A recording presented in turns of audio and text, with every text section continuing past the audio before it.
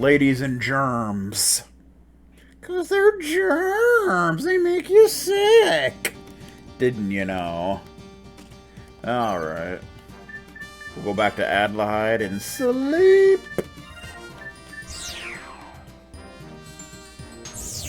So, the next optional boss is R-rated. X-rated, I should say. So, if any kids are watching, you may want to walk away from your laptops. Because it's not something kids should be seeing. You know what I'm talking about? Because you want to make sure you have a migrant level of at least 16. Because, you know, you gotta be 16 or older to see this. You know how it is. Much like in Wild Arms 3. And we want to go back to the Sea of Wind Epitaph. Do. Emma, why are you on? Alright, you're on my party. Well, we can check out that aiming zone that we just learned. Probably down here with all the other zones. Aiming zone. Takes 24 MP. Creates a zone where accuracy increases. Very nice. So we want to head to the Sea of Wind Epitaph, which is such a fun place.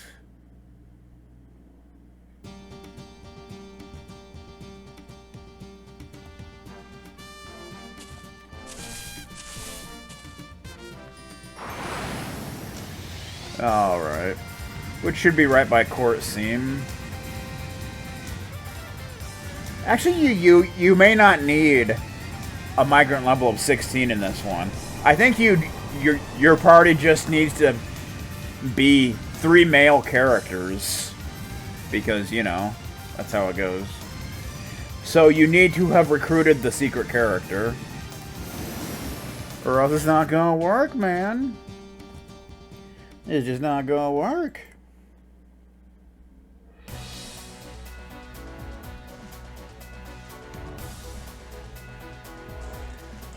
17XX? What is it, X-rated? Maybe I'll have Newfie doing a striptease. You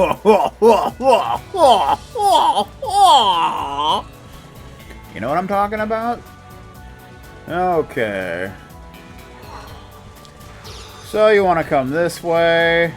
Climb the ladder over here. Come on in here. Alright, so you want to put your 3 male characters in your front row, or else you can't fight this pool expert. That's just the way it is, man. Okay. Leave me alone, man. Alright, which one is it? Hey, stop it. Here it is. Stop it! Hey. Oh, it's here. Dirty Magazine. You can't control the curiosity. With page after wonderful page, seductive poses dazzle your eyes. Hey, Stay Hydrated bot finally showed up for work. It's like the images are popping out of the magazine. Out of the magazine? It's neither a dream nor illusion, but it actually jumps off the bookshelf and lunges at you. Oh my god! We're being attacked by pornography. Oh my god. There's 12 of them. Well, at least they're not strategy guides like in Wild Arms 3. Sukebe. Sukebe is apparently the name of the magazine. So they have 5,000 HP each. They give 6,250 experience each. 4,150 Gala each. They're weak against fire, you know, since they're books and such. Can't steal anything. So they do Agony Effect, which is a non-elemental attack against one character. They do Graviton, which halves your HP. And they can also do nothing. So, most of the time they're going to be halving your HP, which is the hardest part, because then they can easily kill you. Because the regular attack hurts around 600, so... You need to kill them fast. You need to kill them very fast. So so you want to kill them before they even get a turn, or else it's going to be very annoying. So you want to bring in Jane and Cecilia.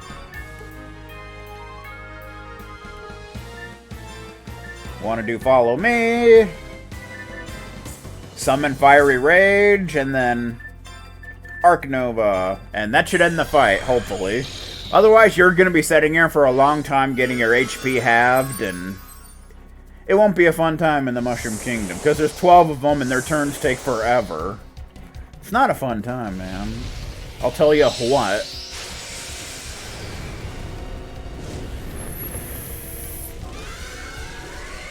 Burn the books! Burn them! Burn that pornography!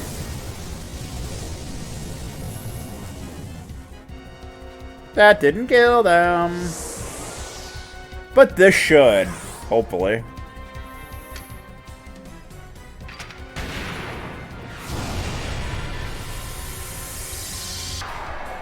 Oh yeah!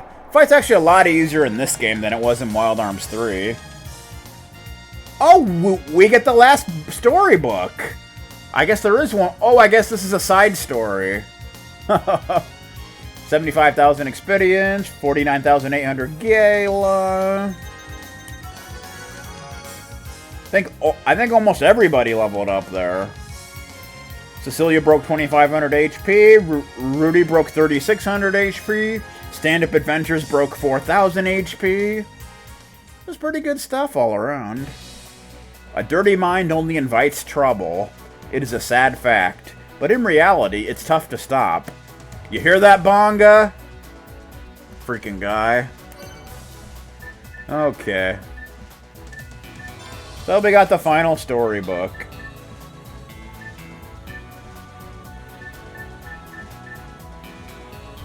Chapter side story. The title is The Palm That Grabs Hope. So we got one more chapter to read. Isn't that fun? Now, wasn't that fun? Let's try something else.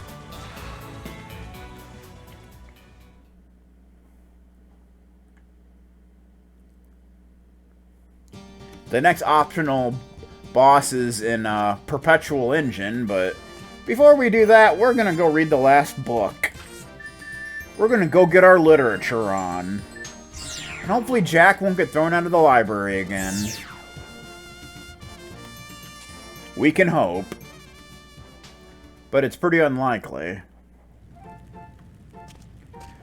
Bum, bum, bum, bum. It's 5 o'clock! Why is it always 5 o'clock already? Come on, man! What the beep? What am I doing? I don't even know. Give her the final book. Well, that book, may I take a look at it? Sure, why not? Read it to me, because I'm illiterate. Side story. The Palm That Grabs Hope. Now I understand that what I wanted to escape was not Ambrucide, even though that town threw my mother and me into the outskirts. I wanted escape from a life without change and from myself, who couldn't change. Aw, it sucks not being able to change, you know?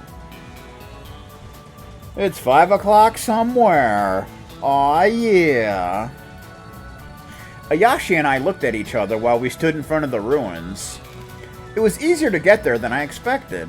Ayashi smiled at me. Yes, must be because of my great power, huh? Ayashi pouted at my words. She was still salty that I beat her in Street Fighter 2. I didn't ask you to come along, Etta. I caught her childish words and laughed. Can you really say that on television? The only one who can take the dragon's heart is a shaman. In other words, it's only me.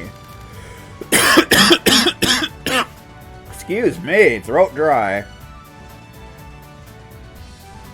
Throat oh so dry. I explained to Ayashi, who stared at me.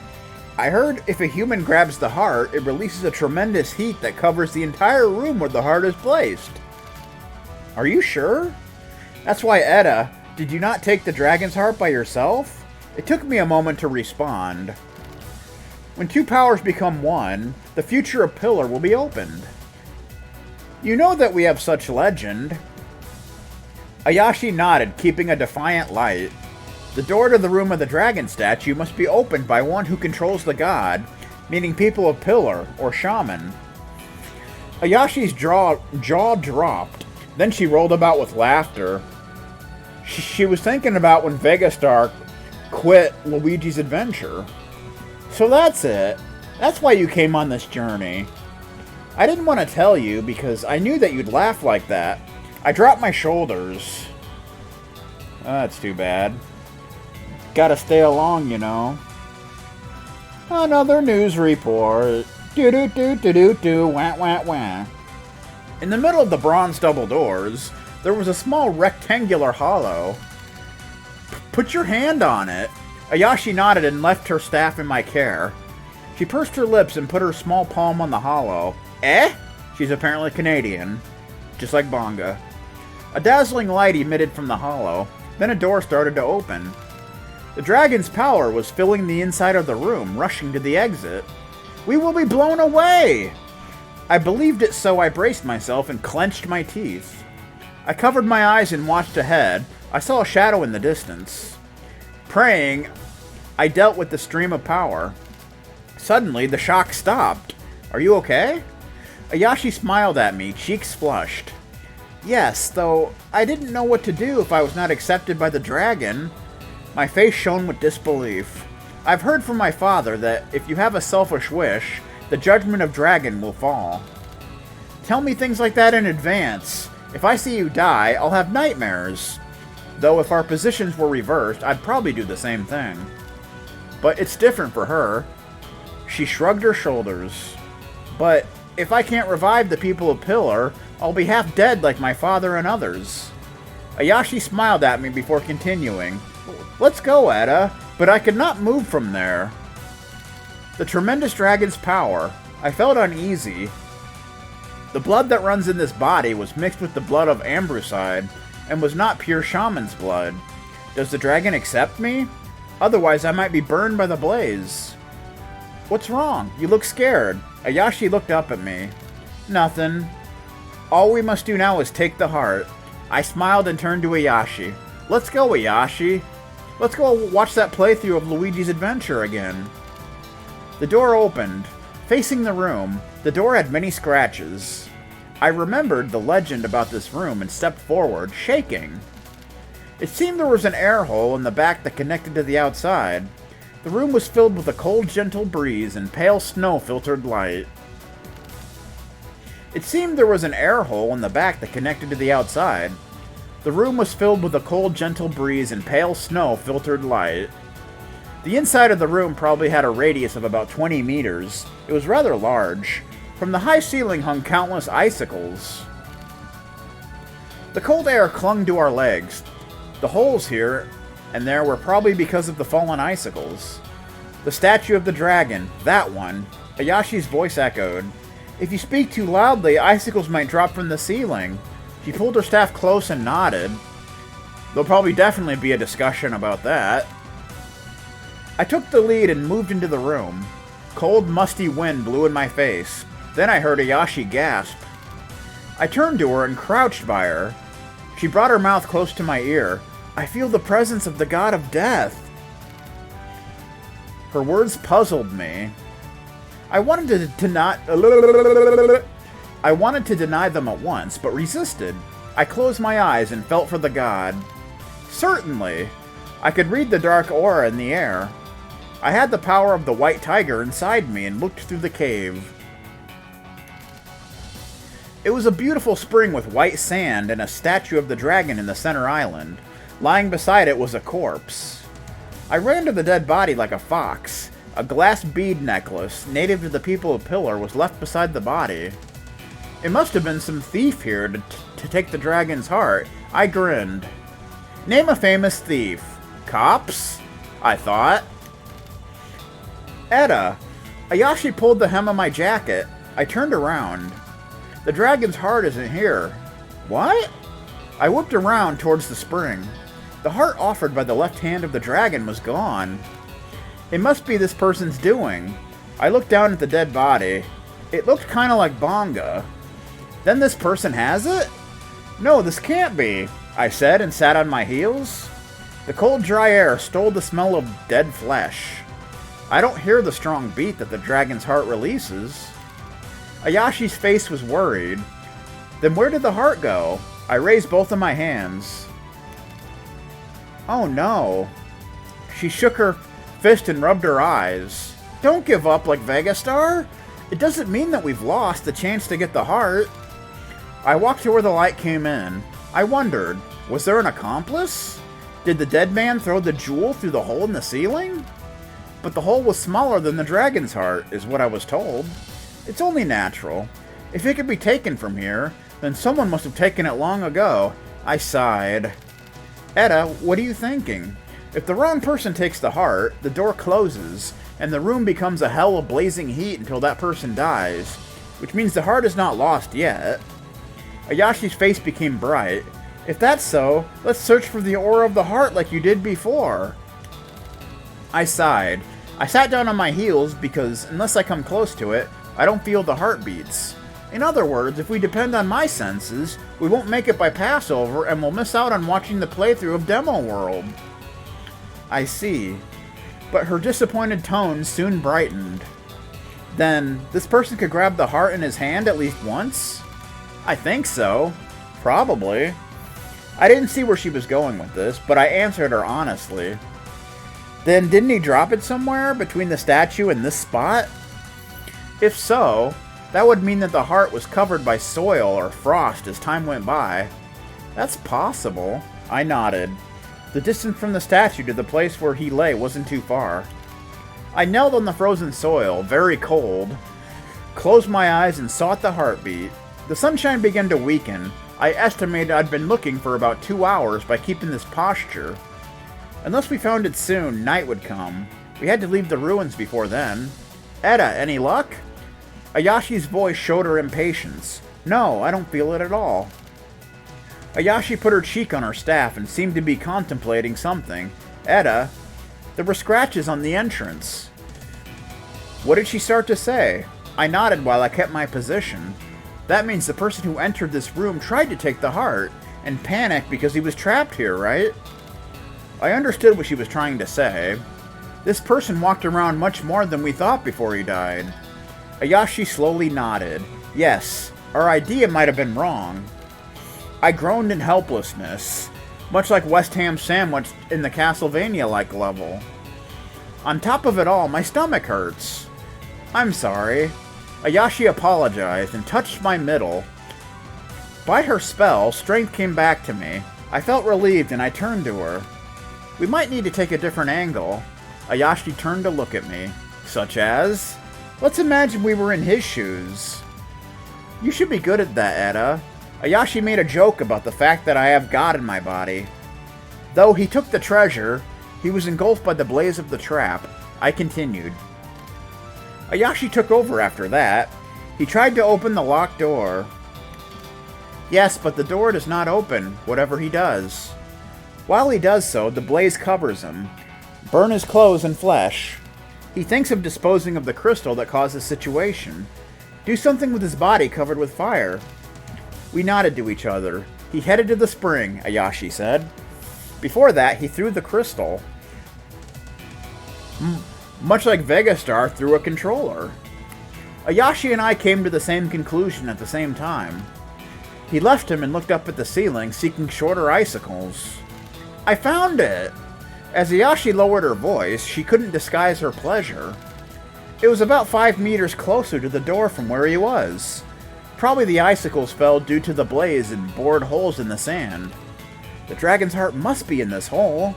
Leave it to me now. I took my shoes off and went closer. My feet really stunk. When I put my hand in there, the cold water of the god spring trembled. As the sand mixed with water, I sunk my fingers deep into the sand. It was uncomfortable between my nails. Suddenly, I felt slight heat on my fingertips. The dragon's heart? I searched deeper inside. Something hard touched my nails. I wrapped it slowly in my hand as it might react to my mind. White brilliance shone through the sand. I pulled the brilliant crystal out of the sand. Etta! With a splash, Ayashi ran to me. This is the dragon's heart! The heart was about the same size as an egg and was releasing bright light. The water reflected the whitish blue light and gently lit our surroundings. It's beautiful! We gazed in admiration. Thank you, Etta. Ayashi's cheeks flushed. It's appropriate at her age and is pretty. I put the back of my hand on her cheek. I don't mind doing it, but only because our interests happen to match. Ayashi smiled at my joke, but soon made a serious face. Etta, I feel that I understand what pride is now. Ayashi's ear flushed, and I pressed her to continue. I can't find the right words, but do not be proud of the dragon's heart, but take pride in who could take it back. Ayashi's bracelets made a dry sound. I'm sorry, for many things up to now, but thank you very much. You become so honest, I feel it's unlucky. Just kidding. Ayashi poked at my stomach with her staff when I winked at her. Let's go, Etta. Back to Lori. I feel that they need this now. And Ayashi took my hand. My cold, numb hand became relaxed. I put the heart in my pocket and nodded. Etta, we can start a new kingdom with the people of Pilar, who do not lose against the Holy King, right? Of course. Our pride can't be hurt by anyone now. I smiled and started to walk to the cave's exit with her. And that ends the story. These books are really good. Finally, all the volumes are here. I feel calm again seeing a full library without any missing titles. This is because of your work. Thank you very much. Here's a key as a reward. I found it lying among the bookshelves. Master Angie said it felt mysterious. I think might be useful for you someday. I think might be useful for you someday. You forgot an it, ma'am. Sheesh. And we got an X-File key. Good times. Okay, that ends the storybook side quest. Let us see. Illustration Gallery 6. We got 10 X-File keys. That's pretty smooth. And I'm not 100% sure, but I think while we were reading that story, Jack got thrown out of the library, so, you know. I think he was trying to steal a book or something. But that's his way. He's always got to be doing that kind of thing. That's how it goes, man. That's how it goes. Alrighty then.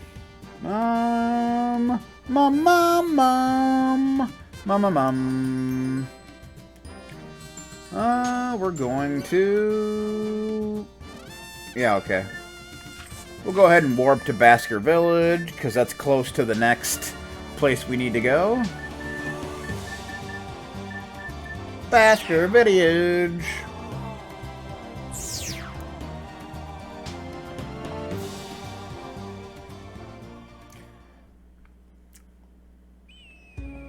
But I think we're gonna save that for next time.